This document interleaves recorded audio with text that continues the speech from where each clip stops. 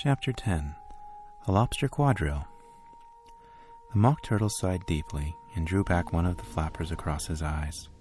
He looked at Alice and tried to speak, but for a minute or two sobs choked his voice. "Same as if he had a bone in his throat," said the Gryphon, and set to work shaking him and punching him in the back. At last the Mock Turtle received his voice, and with tears running down his cheeks, he went on again. "You may not have lived much under the sea."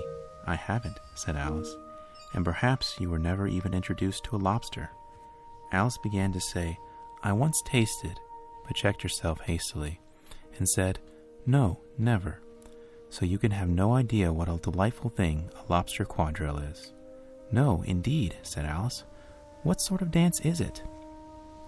"Why," said the Gryphon, "you first form into a line along the seashore." "2 lines," cried the Mock Turtle.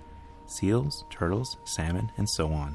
Then, when you've cleared all the jellyfish out of the way—" "That generally takes some time," interrupted the Gryphon. "You advance twice." "Each with the lobster as a partner," cried the Gryphon. "Of course," the Mock Turtle said. "Advance twice, set to partners, change lobsters, and retire in the same order," continued the Gryphon.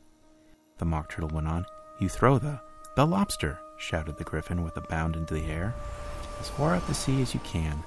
"Swim after them," screamed the Gryphon.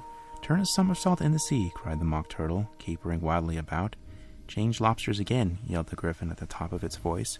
"Back to land again, and that's all the first figure," said the Mock Turtle, suddenly dropping his voice, and the 2 creatures, who had been jumping about like mad things all this time, sat down again, very sadly and quietly, and looked at Alice. "It must be a very pretty dance," said Alice timidly. "Would you like to see a little of it?" said the Mock Turtle. "Very much indeed," said Alice. "Come, let's try the first figure," said the Mock Turtle to the Gryphon. "We can do without lobsters, you know. Which shall sing?" "Oh, you sing," said the Gryphon. "I've forgotten the words."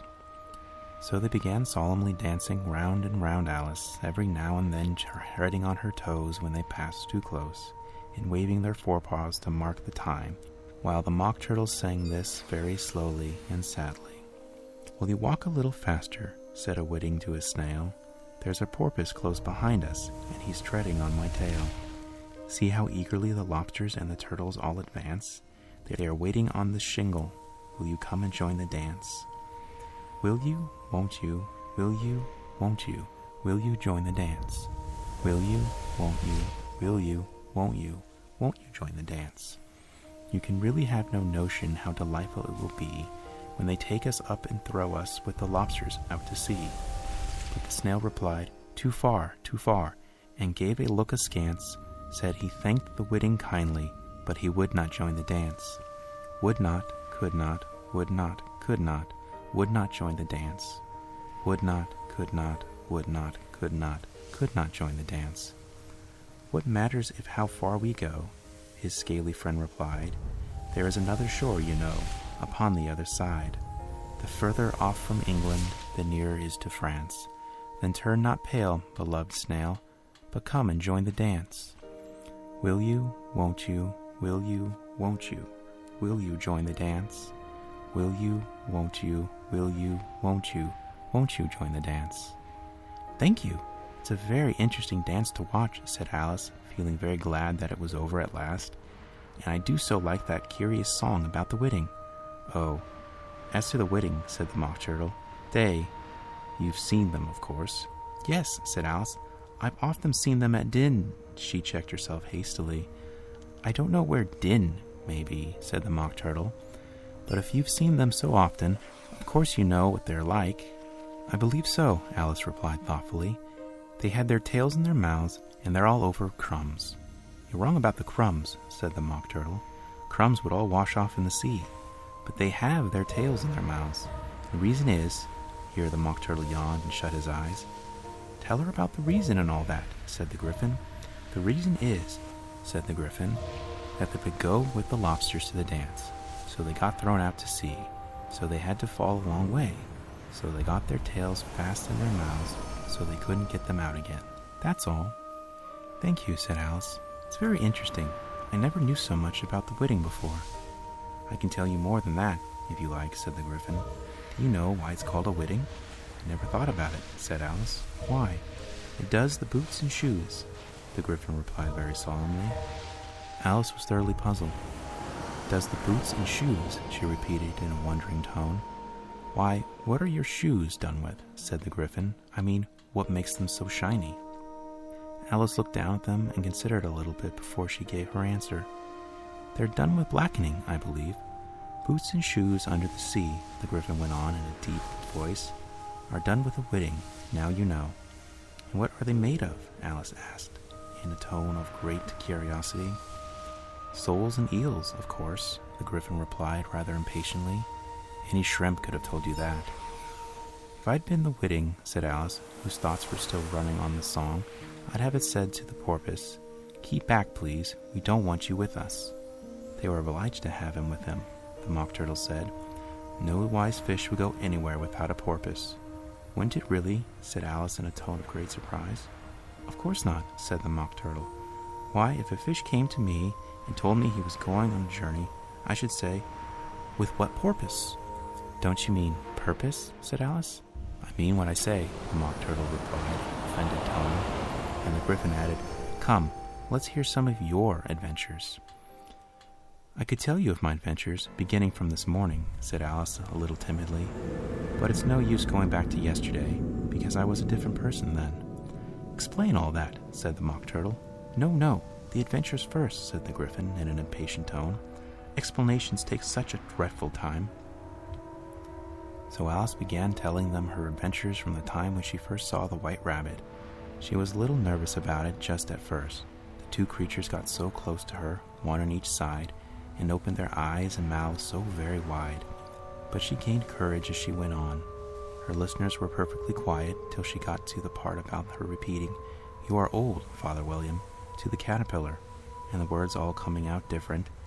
And then the Mock Turtle drew a long breath and said, "That's very curious." "It's all about as curious as it can be," said the Griffin. "It all came different," the Mock Turtle repeated thoughtfully. "I should like to hear her try and repeat something now." "Tell her to begin." He looked at the Griffin as if though he had some kind of authority over Alice. "Stand up and repeat, "'Tis the voice of the sluggard,'" said the Griffin. "How the creatures order one about and make one repeat lessons," thought Alice. "I might as well be at school at once." However, she got up and began to repeat it, but her head was so full of the lobster quadrille that she hardly knew what she was saying, and the words came very queer indeed. "'Tis the voice of the lobster," I heard him declare. "You have baked me too brown. I must be sugar in my hair. As a duck with its eyelids, so he with his nose trims his belt and his buttons and turns out his toes." "That's different from what I used to say when I was a child," said the Griffin. "Well, I never heard it before," said the Mock Turtle, "but it sounds uncommon nonsense." Alice said nothing, but she had sat down with her face in her hands, wondering if anything would ever happen in a natural way again. "I should like to have it explained," said the Mock Turtle. "She can't explain it," said the Griffin hastily. "Go on with the next verse." "But about his toes," the Mock Turtle persisted. "How could he turn them out with his nose, you know?" "It's the first position in dancing," Alice said, but was dreadfully puzzled by the whole thing, and longed to change the subject. "Go on with the next verse," the Griffin repeated impatiently. "It begins, 'I passed by his garden.'" Alice did not dare to disobey, though she felt sure it would all come wrong, and she went on in a trembling voice, "I passed by his garden, and marked with one eye how the owl and the panther were sharing a pie." "What is the use of repeating all that stuff?" the Mock Turtle interrupted. "If you don't explain it as you go on. It's by far the most confusing thing I've ever heard." "Yes, I think you'd better leave off," said the Griffin, and Alice was only too glad to do so. "Shall we try another figure of the lobster quadrille?" the Griffin went on. "Or would you like the Mock Turtle to sing you a song?" "Oh, a song, please, if the Mock Turtle would be so kind," Alice replied so eagerly that the Griffin said, in a rather offended tone, "No accounting for tastes. Sing her Turtle Soup, will you, old fellow?" The Mock Turtle sighed deeply, began, in a voice sometimes choked with sobs, to sing this: "Beautiful soup, so rich and green, waiting in a hot tureen. Who for such dainties would not stoop? Soup of the evening, beautiful soup. Soup of the evening, beautiful soup. Beautiful soup, beautiful soup. Soup of the evening, beautiful, beautiful soup. Beautiful soup, who cares for fish or any other dish, who would not give all else for 2 pennyworth only of beautiful soup. Pennyworth only of beautiful soup, beautiful soup, beautiful soup, soup of the evening, beautiful, beautiful soup. Chorus again, cried the Gryphon, and the Mock Turtle had just begun to repeat it when a cry of, "The trial begins!" was heard in the distance. "Come on," cried the Gryphon, and taking Alice by the hand, it hurried off without waiting for the end of the song.